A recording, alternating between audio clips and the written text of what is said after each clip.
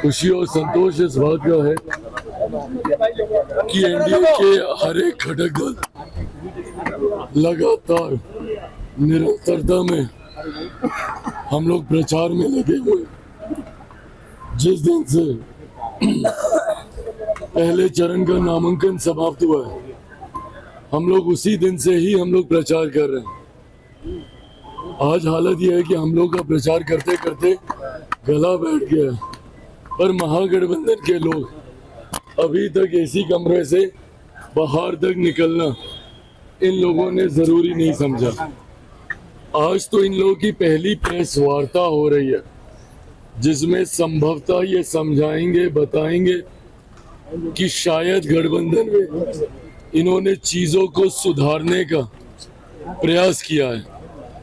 पर जिस तरीके से महागठबंधन के घटक दल अहंकार और महत्वाकांक्षाओं की वजह से उन्होंने अपने गठबंधन को ही तिलांजलि देने का काम किया। आज भी प्रेस वार्ता में देख लीजिए, सिर्फ एक ही व्यक्ति का चेहरा उस पूरी प्रेस वार्ता में दिखाई दे रहा है। ये कतई गठबंधन धर्म की मर्यादा का पालन करना नहीं है, ये कतई गठबंधन धर्म निभाना नहीं है। एक क्षेत्रीय दल का नेता अपनी अकेले बड़ी तस्वीर लगाए और राष्ट्रीय पार्टी के नेताओं की तस्वीर गायब हो। मुझे नहीं पता कांग्रेस इसको कैसे लेगी, नहीं लेगी, बट अब अगर कांग्रेस में अगर इतनी भी हिम्मत नहीं बची है कि इतना बेइज्जत होने के बाद ना सीटों के बंटवारे में उनको सम्मान दिया गया, ना सीटों के चयन में उनको सम्मान दिया गया, और अब तो पोस्टर, बैनर, होर्डिंग से भी उनकी तस्वीर गायब की जा रही है। गठबंधन की तो की वहां तक भी ठीक है, पर अपनी ही पार्टी के राष्ट्रीय अध्यक्ष तक की भी तस्वीर उन्होंने वहां पे लगाना राजद ने जरूरी नहीं समझा।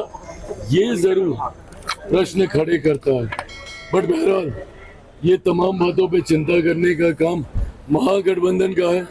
हम लोग प्रचार में लगे हैं और मेरा ये विश्वास हर बीते दिन के साथ बढ़ता जा रहा है कि हम लोग इस बार एक ऐतिहासिक जीत के साथ, ऑल टाइम हाई के साथ इस बार एनडीए सरकार बनाएगी। सर, क्या लग रहा है, सीएम फेस बताने की कोशिश की गई है क्या? पोस्टर के जरिए क्या सीएम फेस बताने की कोशिश की गई है? भाई अब किया ही होगा कुछ ना कुछ, किसी को मनाया होगा, किसी को डराया होगा, किसी के हाथ पांव जोड़े होंगे। सहज तो नहीं है ना, इतना तो कम से कम सबको पता चल ही गया।